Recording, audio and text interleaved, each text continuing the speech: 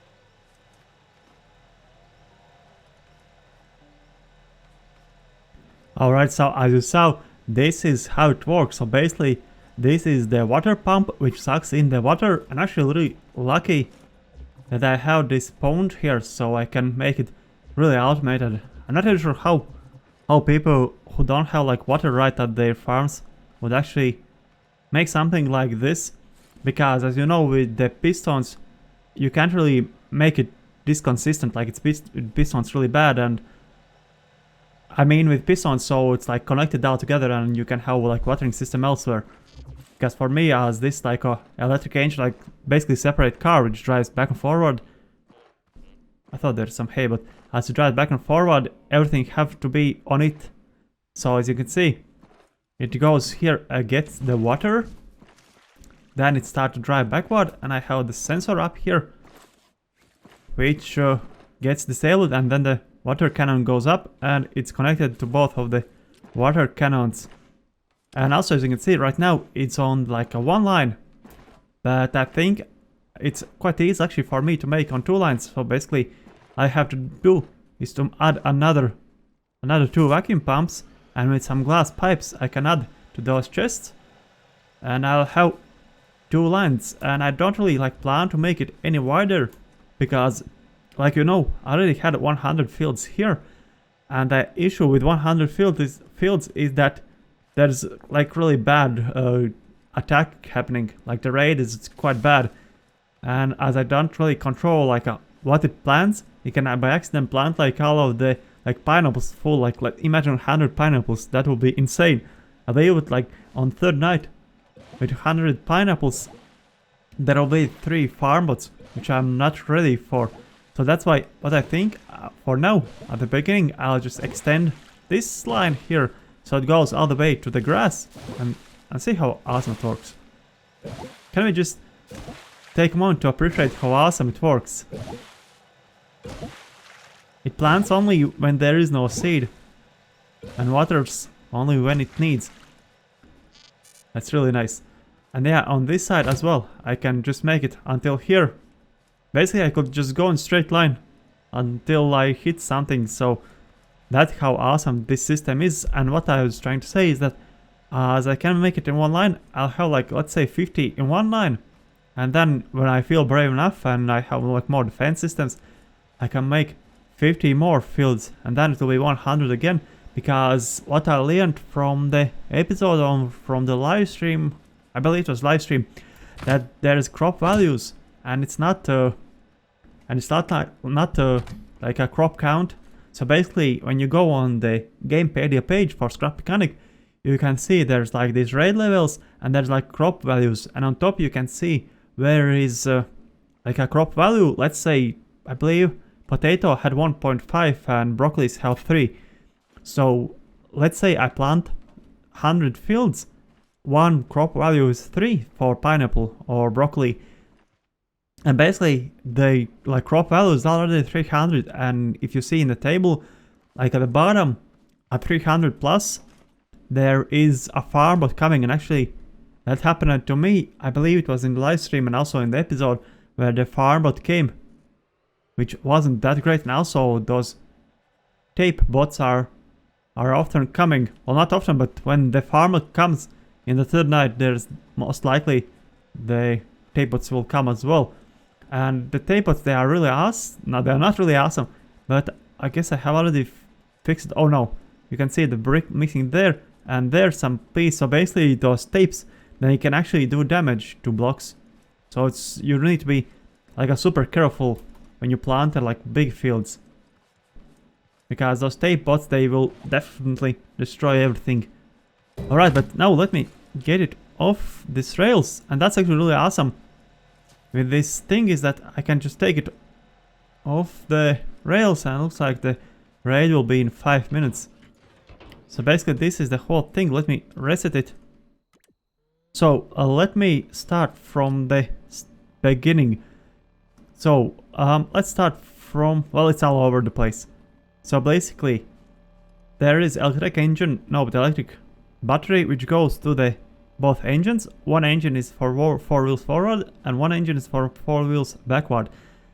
Then I have this sensor, this one, and this sensor on this side, which automatically detects in which direction it goes. So basically when it reaches the end, and actually this is thanks to Ken. Actually I was actually able to make it, because yesterday in the live stream I really couldn't figure out how to make it, and I just went on YouTube and watched Ken's video. So basically you need 2 NOR gates and one AND gate, and then you make them in the triangle, and it will like counteract each other. So basically when one is, it's called like a logic memory or something, where basically when this gets triggered, it's remembered that it got triggered even if it gets untriggered, because right now it goes in this direction, but it will go into the pond side.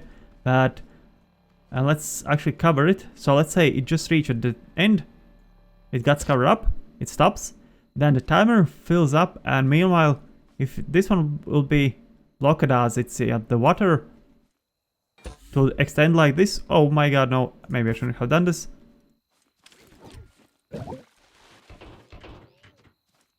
Right, let's unglitch it, because alright, it's already unglitched. Let's eat some carrots. I don't really have any milk with me.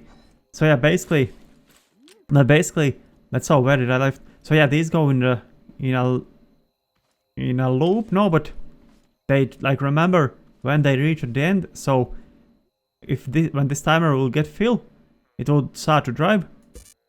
And it's unlike this one. I guess the timer still need to fill even if I disable it. Basically, you can see that it saves the state. So even if I remove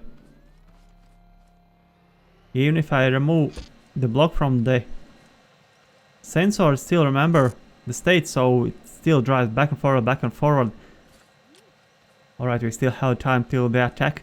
Then I have the watering system, which is simply connected to the vacuum pump, which sucks in all the water in the canister, and then it's here, and then with the logic gate, it's connected to this sensor, and with this sensor it detects if it's going in like a forward directions, because when it goes in that direction, this is active and then the watering won't go. Then the next thing, actually the easiest thing was to make for the harvester. So basically I have a sensor and a vacuum pump, and it just sucks in wherever there is crop ready or not, because I don't really need to check it and won't suck from the ground already made plants. Actually, I just noticed something. There's this bug where it's like sucks in the soil, but for me it doesn't really happen. Or it maybe does happen, just that I haven't picked it up from the ground. I guess that was the bug, that it like duplicates on the ground. We'll need to check that.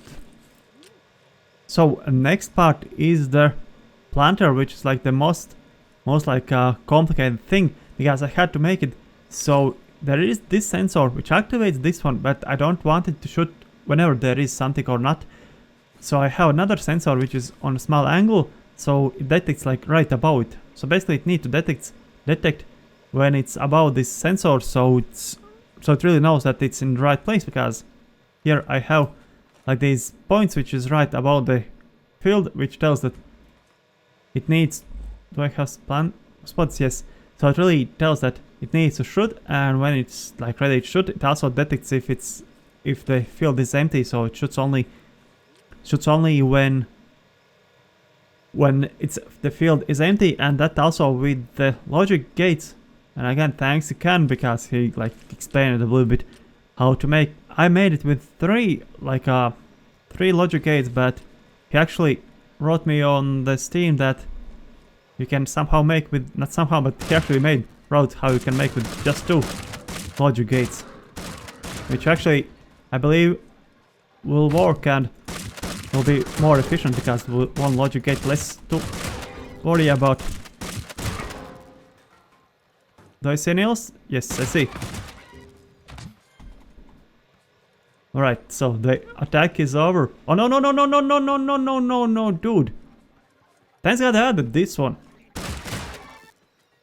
Close your eyes, guys, close your eyes. Alright, oh, thanks God he didn't die. The fuck. I didn't plan to kill it, but I would if it would come in danger to my base. So it's quite complicated, but I'm glad it works, and I can finally start to call my farm fully automated. Alright, and while we are at the subject of automation, let me show how you can make it really easy spud gun turret, which is super effective. So let me demonstrate how it works if you haven't seen it already. So basically there is a tapebot or whatever, or heybot. He gets shot like this, and let me show how easy it is to make. So basically all you need is a spud gun with a container, of course. Then you need a sensor which is connected to the spud gun, which shoots when the timer is active. And then you also need the sensor, the sensor is not the timer.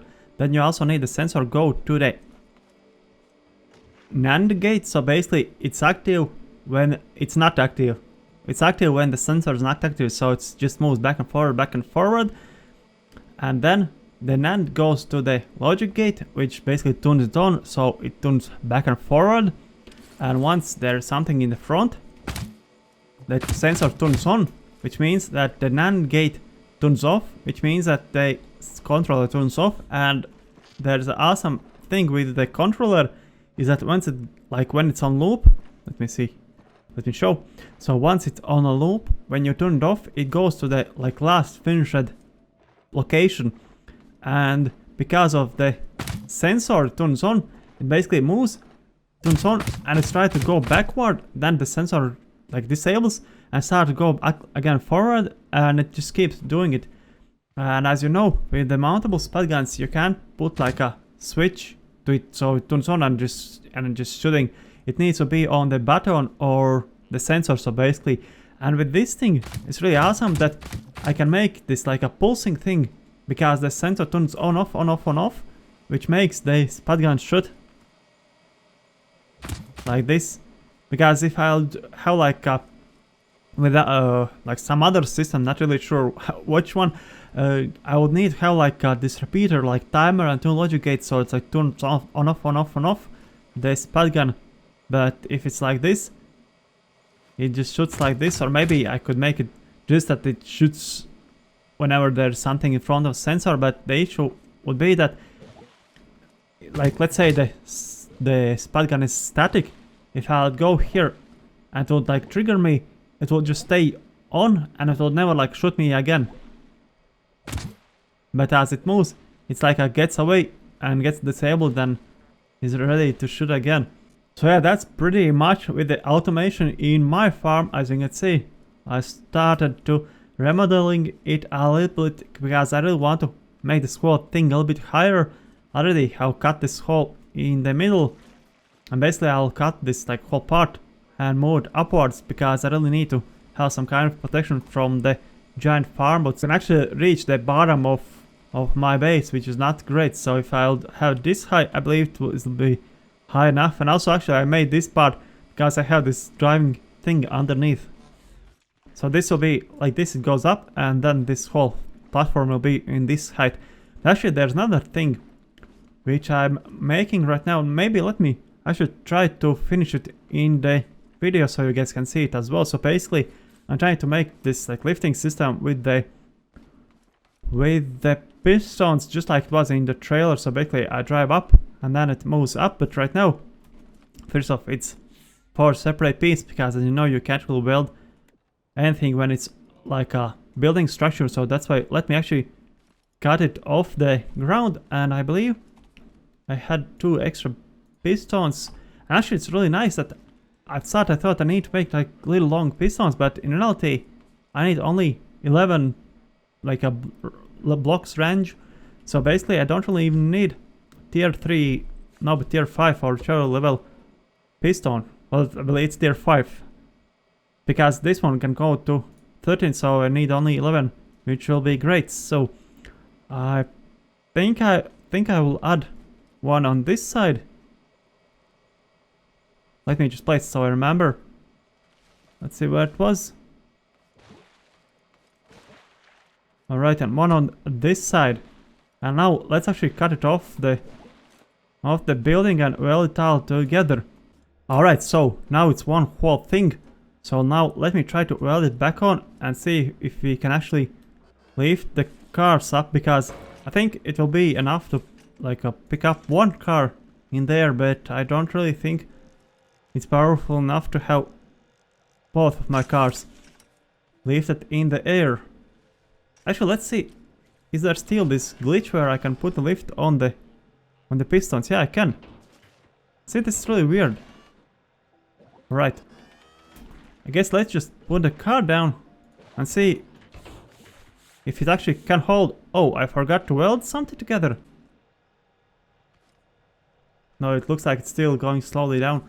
I believe if I'll add like extra 4 pistons, it will be enough to hold it like this. Because actually I need to have space for both cars, and if I add the second car, I don't think it will ever be able to hold it.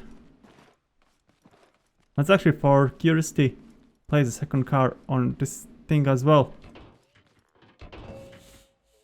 Yeah, now it will most definitely won't hold, but as you can see, it doesn't like fell down really fast. Yeah, that's something I can make, it's just that I need a lot more pistons. But alright guys, I believe this will be all for this episode of Scrap Mechanics Survival. Leave a like if you like it, subscribe, and I'll see you in the next video. Bye!